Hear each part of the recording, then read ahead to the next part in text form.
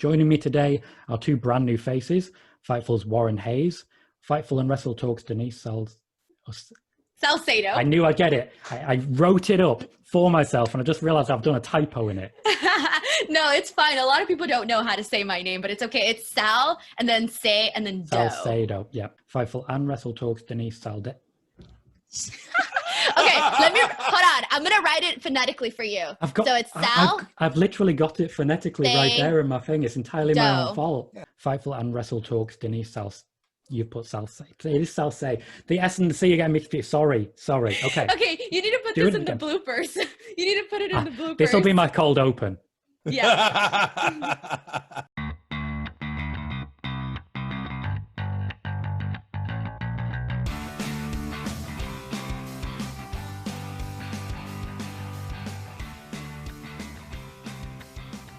Welcome, ladies and gentlemen, back to the Tom Collique YouTube channel, where today we are back in the debate hot seat, talking the WWE faction Retribution. Who are they? What are they? How are they? Do they like chips? We ask all the cutting questions here. Joining me today are two brand new faces, Fightful's Warren Hayes, Fightful and Wrestle Talk's Denise Salcedo. Also, because he started crying into a tiramisu when I tried to get a new panel, we have Rick Ucchino of iHeartMedia Cincinnati. Their Twitter accounts are on screen, should you like to follow them or shout abuse at Rick.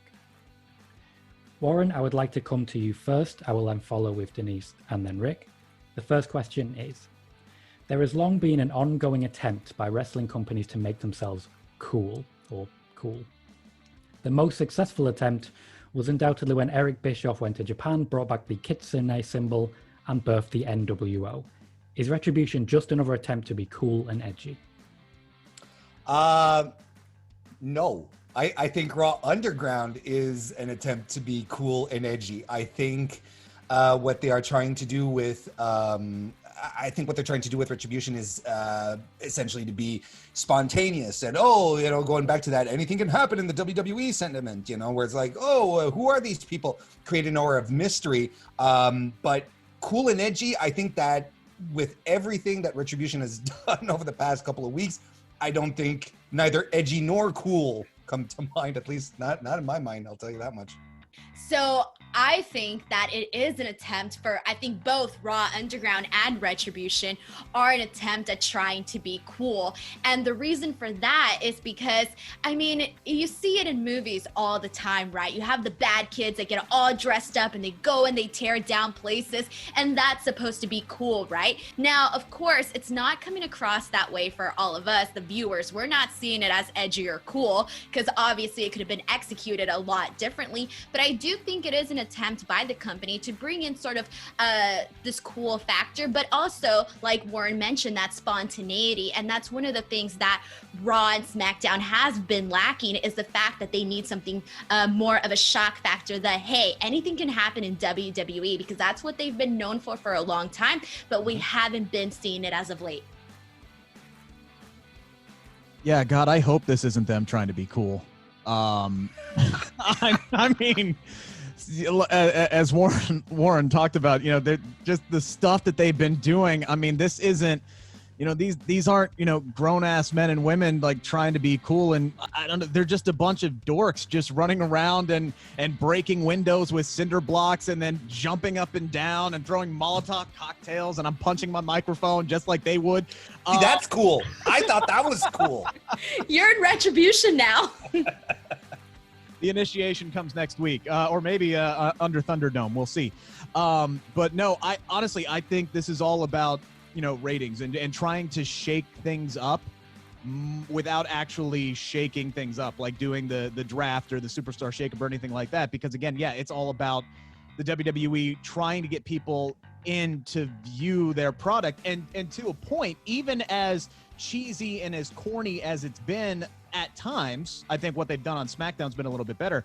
But, even at times, I found myself going, okay, well, what are they going to do next? And it worked for me this past week on Raw, because after their open in the truck, I actually stayed up and watched the entirety of Raw because I wanted to see if they would come back and do something, maybe as a way to write off the Performance Center as they're getting ready to move on to the Amway Center. Yeah, but and then I was disappointed. I could have gone to bed at 9:30, and because I get up early. But yeah, Rick, no, it's working. It's working. Did you stay around to watch it because you were really invested in it, or was it out of some sort of morbid curiosity as to, oh God, if they're doing this at the start of the show, just snapping laptops over their knees? Because to me that was kind of the thing, right? It's like you sort of hang in there. You're like, okay, what kind of goofy nonsense are they going to do moving forward? Was that it? Or were you really invested in it? Here's the thing. It was morbid curiosity, but WWE doesn't care. They got my views for the rest of the night. They got me all 3 hours. It doesn't matter if it was morbid curiosity, if I was invested or not. I watched the whole damn show. So fair. I agree with Rick on this one. So I said this on the Raw post show on Fightful. I said, you know what? Call me dumb, call me silly, call me whatever you want. But after some of the things that they have done, I do have that curiosity of seeing what are they going to do next. I'm looking for these funny moments. We all saw when there was that one guy, doing his business in the bathroom. We saw the double cylinder throw. We saw the production truck. I actually thought it was interesting to see what they were going to do next. And I even like the incorporation of how they started Raw with the glitching and with Drew McIntyre's segment where they were doing all of those different photos and videos and all of that stuff. So I thought it brought something new, and I was curious about how they were going to handle this creatively. So I get you. You weren't the only one. I felt the same way. Yeah, but did you have to get up at 3:30 the next morning? No, I did not. You win. When it came to Retribution, I did stay up to watch the whole show. Here in the UK, that means a 4 a.m. sleep. So it can be quite difficult. And it was kind of disappointing with how it ended, essentially, in that first segment. But I've got to say, it did keep me up. It did keep me interested. And it gave me something to look forward to. I think it's very telling that when we come to this new spontaneity, Raw Underground started at the same time as Retribution. It seemed very much a clear pattern of let's get something started here. I want to start the next question with you, Denise. Okay. Retribution on SmackDown have been very different to Retribution on Raw. On the Blue brand, they've evoked memories, in me at least, of the Nexus, although there was a chainsaw and I'm not aware yet at least that anyone's been fired. In your opinion, what have they done of value so far? I almost feel like we just answered it in terms of, for example, like we just said, we were interested to see what they were going to do next. And if anything, that brings value to it, because obviously the goal is to get ratings, to get people to stick around longer, to get people to stick to that third hour, which people can't always do that. And so I think the fact of, once again, adding the element of surprise is what is keeping people here to watch and see what's going to happen with Retribution. And clearly it's working if 2 out of 4 people felt this way already, just within a couple weeks of seeing Retribution come out here and destroy the PC and do all of this madness. I think people just want to see something, whether it's dumb, at least they want to laugh along with it. Yeah, that's a very small sample size, 2 out of 4, because unfortunately, it hasn't worked yet as far as ratings are concerned. At least this week, anyway. Raw's ratings weren't exactly off the charts. In particular, that third hour, I think they had 1.5 million viewers, which is not good. Whatever. It's pandemic era Raw. There's not really a whole lot they can do. I know they're hoping Thunderdome can bring some more eyes on the product, and I'll definitely be watching SmackDown just for Thunderdome. I don't care what else is on the show. But yeah, I think that's the value they're trying to bring to it. I don't know it's necessarily translated because they haven't done a good enough job selling them as something serious because of the goofy crap that they've done, because of the Molotov cocktails and the report that Charlie did about boxes being tipped over. That's your open? That's your big open? We're going to shove some They spilled over the clamps! They just clamps all over the floor! Yeah, to me, there really hasn't been a whole lot of value yet. Not that there can't be. It's all about the payoff at the end. But so far, there really hasn't been a whole lot of value. Me personally, yeah, I want to see where it's going, and I wanted to see how Raw was going to end. But overall, I don't think they've had a whole lot of value, at least for the company as a whole yet. Am I up? You are, sir. I think it's lame. I think it's been. You were cocked and ready to go there. Oh weren't you? man, I'm ready for this, and I appreciate everyone's opinions here, of course, and that's the beauty of it, is that we can all sit around here and disagree and smile at each other. I might even smile at you, Tom, if you keep it up. But I think it's been completely off the mark from the start, and Rick brought up most of my points. I'm going to add on to this. I think it's so very typical and somewhat egregious, but also very, very predictable for WWE to tap into white middle America's fears right now to create this terrible angle that you don't quite buy into. You just want to see the imagery of people in hoodies flipping cars, throwing Molotovs, and using spray paint. While this is actually rooted into real life social issues, things that economic issues, things that are affecting Americans in a very profoundly in their everyday lives, but are worrisome to a whole other cast, I guess, a whole other level of society in the U.S. as well.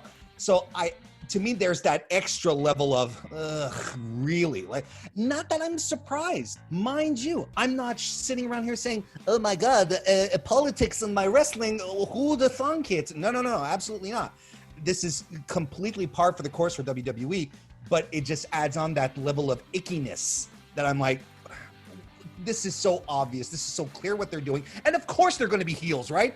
Of course, the people who are emulating the need for real change in society in this wrestling angle are going to be the bad guys. I mean, your top babyface on Monday was rallying the locker room saying, we got to stand up to these people, of course, right? Anyway, we will get to the more political aspects a bit later on. I did make sure we had a question on that, because I do feel it's a really important part of this to discuss, because I think when we first heard about Retribution, even though it was backstage news being leaked out, it was something that was specifically said that it wasn't meant to be political. We will get on that a little bit later, but obviously that is something very much worth discussing.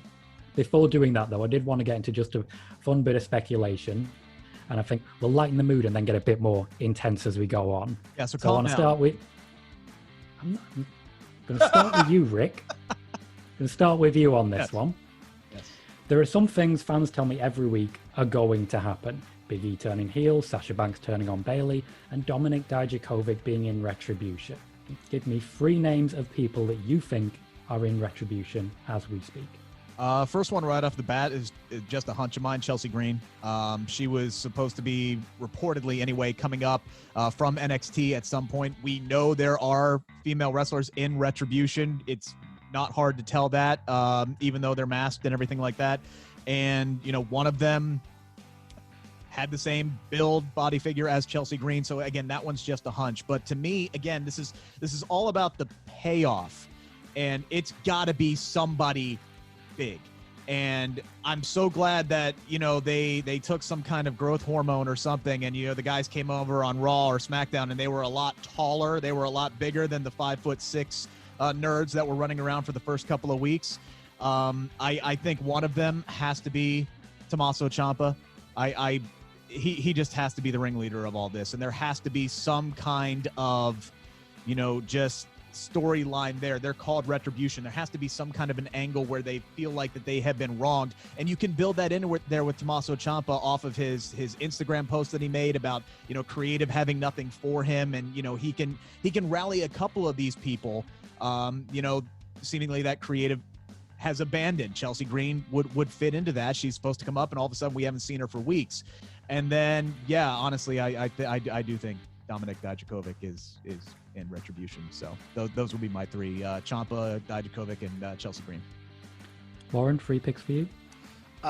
Yeah, I think that the Dijakovic speculation is compounded because he tweeted out just a yes, right, on Monday on his Twitter account. So I think there's, but let's say if I try to break out of those 3, I think Carmella would be a good fit for this, because Carmella has been extremely underused over the past few weeks. If you want the payoff here, the big payoff has to be really, really surprising. Like, if I'm going to sit through people throwing a cinder block through a window after someone already threw a cinder block through that same window.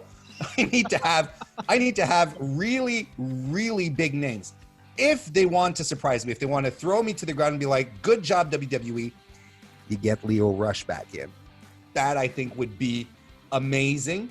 You know, and he's been leaning really hard into this. Oh, I'm done with wrestling. I've done my final match, so on and so forth. That would be really interesting. It'd be a whole other discussion point, but still very interesting. Then hear me out. Hear me out. I think the biggest payoff, and one that would make absolute sense and would be fantastic, is if the leader was Roman Reigns.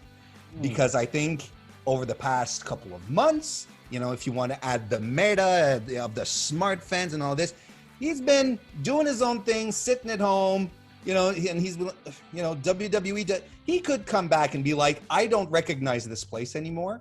I don't know what these people are all about anymore. Like, he could be finally the voice of the smart fan, the angry online fan, which would be a complete 180, of course, right? And it wouldn't necessarily mean a heel turn. If they're smart, they could do it in a more tweener way. But to me, that would be the ultimate payoff. If Roman Reigns was behind all of this, he unmasks at SummerSlam, and we all melt down. That's essentially what would happen. We would all melt down. I almost feel bad trying to guess who it could be, considering that it hasn't gotten really good response from people. So because of that, it's kind of like a bummer for whoever that big reveal person is that's behind all of this. Now, I do agree that I do think that it can be somebody like Chelsea Green, especially because I did see on social media that people were posting resemblance photos and stuff like that. And I do have to also say with Dominik Dijakovic, since he's the person that people since like the day one have been saying that he's behind this. But and then for my third person, I'm just going to go completely out of the blue and bring in Aleister Black. And the only reason for that is that we haven't really been seeing him he's been consistently on Raw, but as of late, not as much. And I mean, he's sort of just been like floating around with the whole coming in to help Rey Mysterio and that sort of thing. So he's been in and out. There hasn't really been a focus on him. And if I'm just going to go with like, if Retribution's supposed to be edgy, and when I think edgy, I think somebody like Aleister Black. So I'm just going to go ahead and throw a random name out there for my third one, and it's going to be him. One thing I will say that I would like to see is them kind of incorporate an angle that everybody was really into that just happened to disappear. And what if the leader of this faction is the hacker who has mysteriously disappeared? You know, he served all of one purpose, and that was to split up Fire and Desire. And then we haven't seen him or her. And if the rumors are true that it was, you know, Mustafa Ali, and now he's also in that camp of I'm underutilized, I'm not getting pushed, you know, we're starting to see his campaign roll back up on his social media. He might be a good guy to lead this group of, you know, ragtag people who are ticked off about their position in the company. And you could incorporate everything together. I mean, it kind of ties together with what they've been able to do with, you know, Production Truck and Hacking the Lights and tapping into everything that was there on Monday with Drew's promo. So that might be something that they could bring back and incorporate, and that would actually make me invested in it and not just curious about it. I think it's an interesting one. The name should really give these things away, but I don't think we've really had enough time to work out the motives of individuals. So it's interesting seeing that if you watch, a lot of fans are making little compilation clips of, oh, this person looks like this person. You mentioned Carmella there. We've seen someone do a moonwalk after an attack on SmackDown. It seems like they may be trying to make us think one thing and go for another. And to be fair, when it comes to obeying kayfabe and all that, I'm okay with that. Every now and then, I wouldn't like things spelled out too much, and I think it might be a while before we get any actual unmasking. Warren, we're going to start again with you. Details of the faction's arrival were leaked online ahead of time, with the WWE then following suit in announcing their arrival. There is no guarantee, of course, that the WWE had planned to announce this before the information got out. Do you think what we're seeing now was still the original plan for Retribution? Yeah, I do. I do. I don't think they've swerved all that much from what they're. Otherwise, I would, you know, if they had to pivot into this, I'd be really interested to see what they had planned. And I'm like, you should have maybe stuck to what you had planned.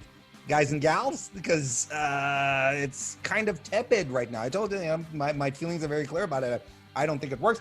And you know, it leaked on. Like, was it really leaked online at the same time? Like, I you know, it fits into the Retribution kind of feel in kayfabe that this kind of information would get out there. It makes sense. Why would WWE announce this stuff ahead of time? You know, so was it really a leak? I think it's all part of. I think they're on the course. I think they're. Is it a good course? Well, that's what we've been talking about for the past few minutes. But I think they're on course. I'm going to go with no. And the reason for that is because we're always reading that things are constantly changing in WWE. And as of late, we've been seeing reports where, I mean, just a few weeks ago, where they were like, oh, Raw's being written right now. Nobody knows what's happening. This is so last minute, et cetera, et cetera. And because of that, my gut is just telling me that no, it probably hasn't been how they've planned it out. And even if it was in the beginning, I don't think it is now, especially with how people are responding to it. I think they are making some last minute changes on who's going to be behind this, who's really underneath those black clothing, black masks. And so with that, I think my gut is just really saying no.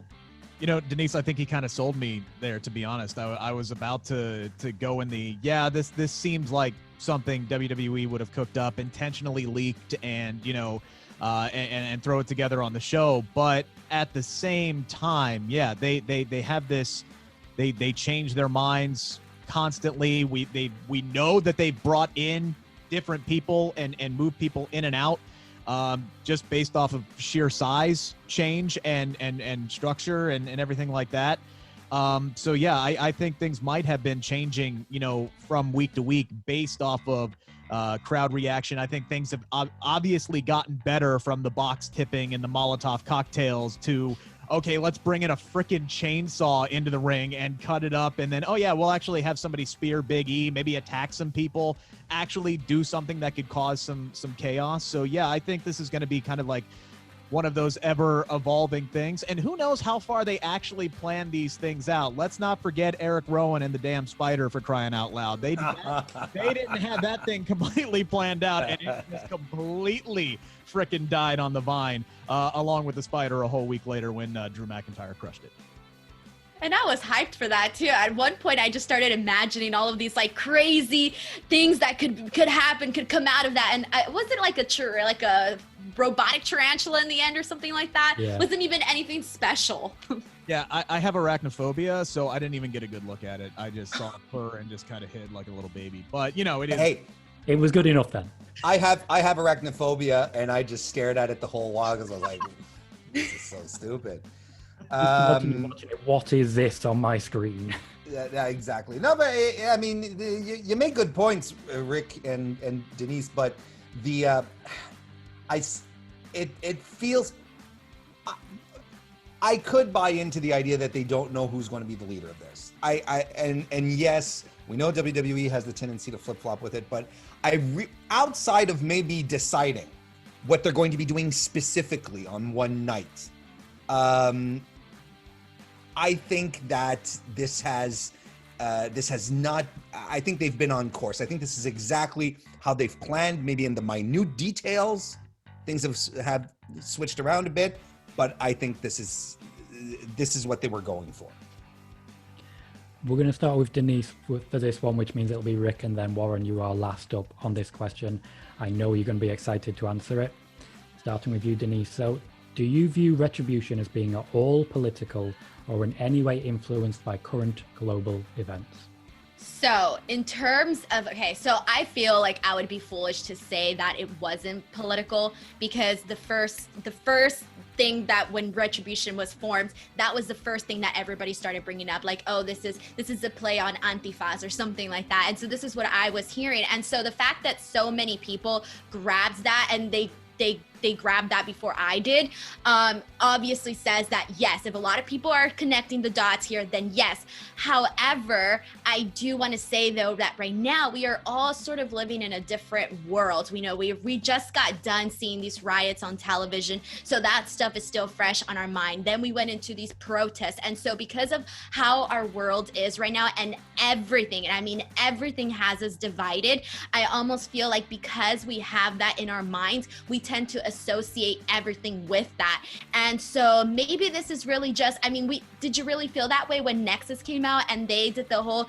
destroying of, you know, the stuff around the ring and all of that? Probably not. But with this one, you definitely feel that like mob mentality, that, you know, reckless group of people that are just going to go out there and tear everything up. I do want to say though that because of the riots, I do think that maybe it sparks somebody's creative thoughts, and we're just like, okay, well, let's just do something based off of this. But a lot of it, I do think, has to do with timing. Yeah, I think this was clearly inspired by, you know, the actions and everything that's been going on around the country. This may not actually have anything to do with, you know, the political landscape of things. Like I said, we'll have to see what the payoff is. We'll have to see what their this group's motivation is. But yeah, the timing of it and the imagery that we've seen and the actions that they've done, yeah, this was clearly, you know, inspired. Somebody came up with this idea based off what they were watching on Fox News or CNN or what have you. So I mean, again, this is something that, honestly, I didn't really kind of pick up on right off the bat. I was just looking at these nerds who were throwing Molotov cocktails, and I'm just like, what the hell is this? And then I get on social media and everybody's kind of blowing it up, and I'm just like, oh yeah, no, this is poor choice. This is not good. And then that really kind of did leave a sour taste in my mouth. So inspired, I will definitely have to say yes. I don't know. We'll see what their the group's motivation is when the payoff actually happens. But I think that there's no way that you can just sit there and say this is coincidental. No, you can't. WWE has a storied history of doing this. You can go back as recently as Muhammad Hassan, or you can go back to Sergeant Slaughter, who betrayed his country, right? To go hang out with Iron Sheik on the Iraqi side while Hulk Hogan defended American values. I mean, this is par for the course, which is what I was saying earlier when I preempted all of my thoughts to this question. I'm not surprised that WWE is doing it. I mean, it's not surprising. Is it disappointing? Yeah, because I think that by doing this, they're minimizing just by creating visuals for visuals' sake. Because it is popping into people's minds when they see a car flipped and people dancing on top of it. That's exactly what we saw in Portland. That's exactly what we saw in Minnesota. It's exactly these images of hooded people dressed in black throwing Molotov cocktails on stuff. It's exactly the same thing. So to a degree, I think it's poor form. Is it poor taste? Yes, but it's in WWE's wheelhouse. And as far as just to touch on what Denise said, you know, the Nexus didn't come in like hooded or mysterious or in a moment of turmoil. They were doing they were wrestlers doing wrestling things, coming in as a group and like, hey, and we've seen it before with the NWO as well. This has always been par for the course as far as groups attacking as groups. And personally, I think the whole Retribution thing would be much more successful if everyone was unmasked and doing wrestler things instead of doing property damage. Because here's the nuance, and this is what's really important, is that until last Friday, they really weren't attacking in-ring. They weren't really attacking people in the ring. They were messing up WWE property. And I'm like, that's fine. WWE is $1 billion company. Sure, you guys want to be heard. You're sick of being on the sidelines, whatever your motivations are. Sure, get some spray paint and poorly graffiti the plexiglass with the WWE logo. I'm cool with that. They have the money to replace it. Ultimately, they're not doing wrestler things. They're not coming to ringside beating up dudes or women. You get what I mean. They're not beating up on each other's gender. There you go.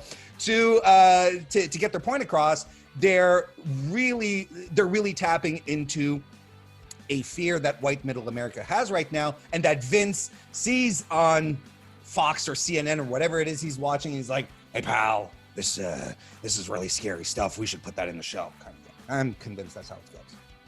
Yeah, and I think they lost all plausible deniability by having Michael Cole flat out say that this group is mirroring what's going on out in society right now, and that's really where I was like, dude, just if people are running wild with this, and it is coincidental, that's not the time to bring that into the storyline. Just maybe change up a little bit of what you're doing and go with the original plan.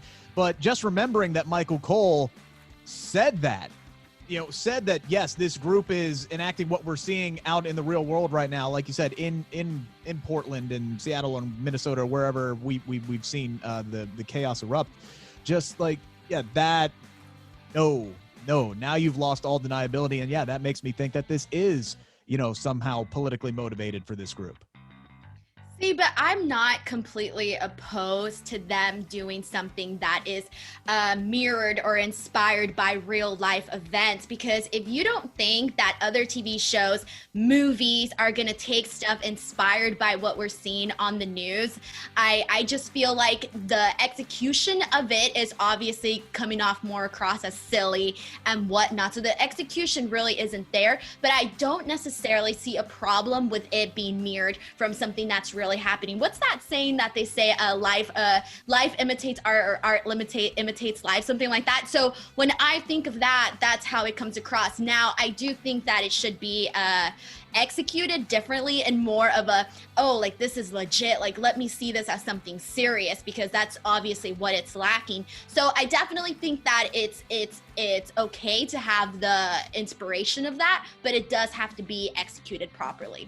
And I agree with you, Denise, because you're absolutely right. There are going to be television shows and movies that are going to come off of everything that's happened in the past few days. But the thing here is that in WWE, in a wrestling show, the ultimate payoff here is an angle. It's a wrestling match between two people. Let's keep it that it's basic.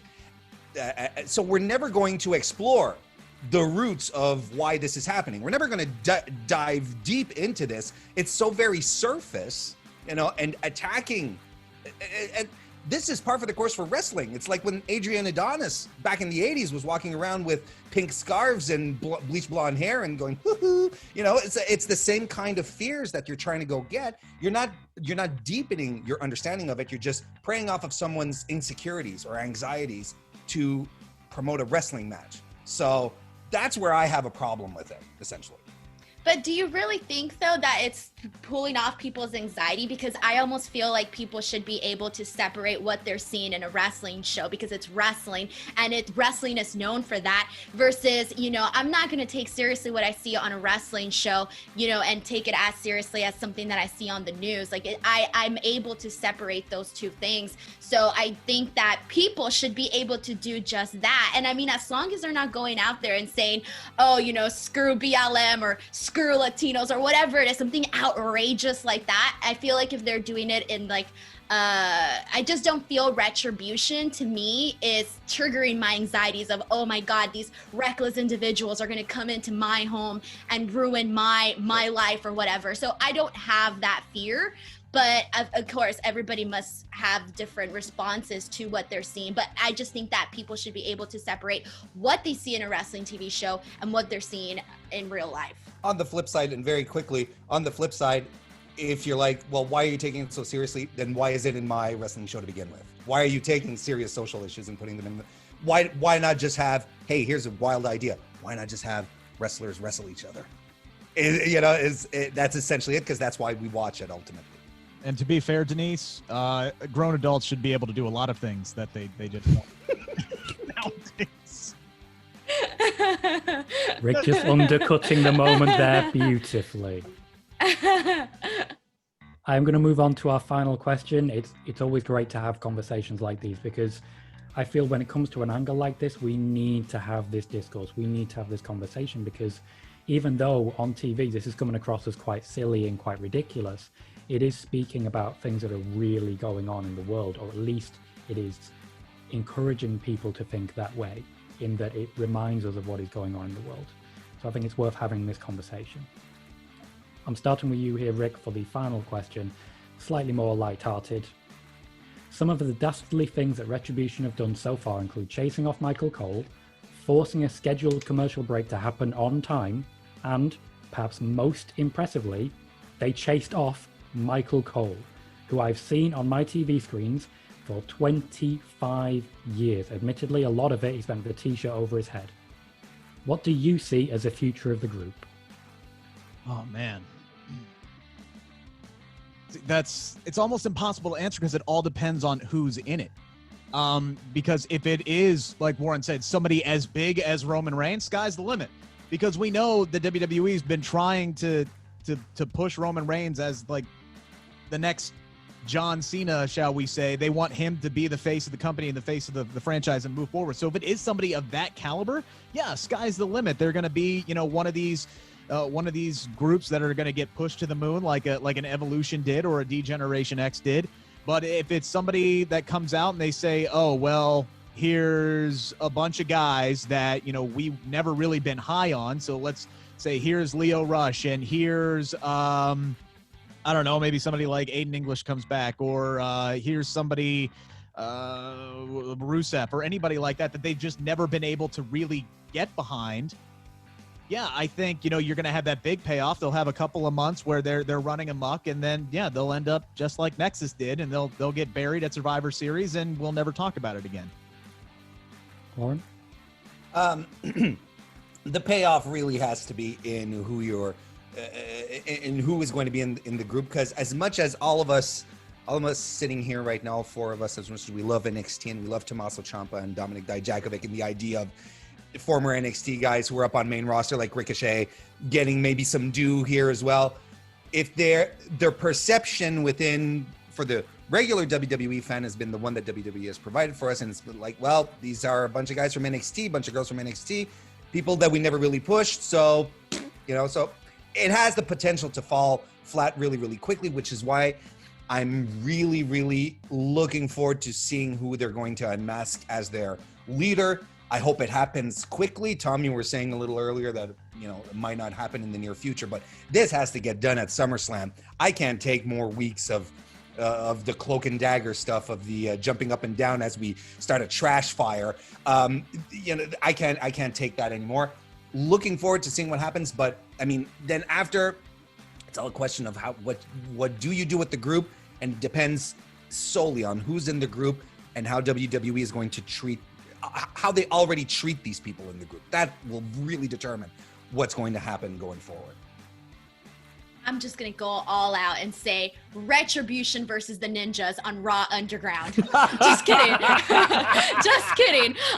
Honestly, you guys already said it. It really just depends on who the leaders are and what is revealed, and we'll go from there. I actually kind of want the suspense of, hey, who is it going to be? So I wouldn't mind there being a little bit built to that and seeing what happens. But yeah, so that's my thoughts.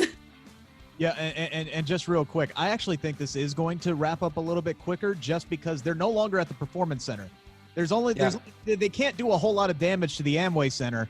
So if they're going to continue this for a while, the angles could get really cheesy really quick, where they're just lighting a dumpster fire, a literal dumpster fire, which is kind of what this whole angle's been so far.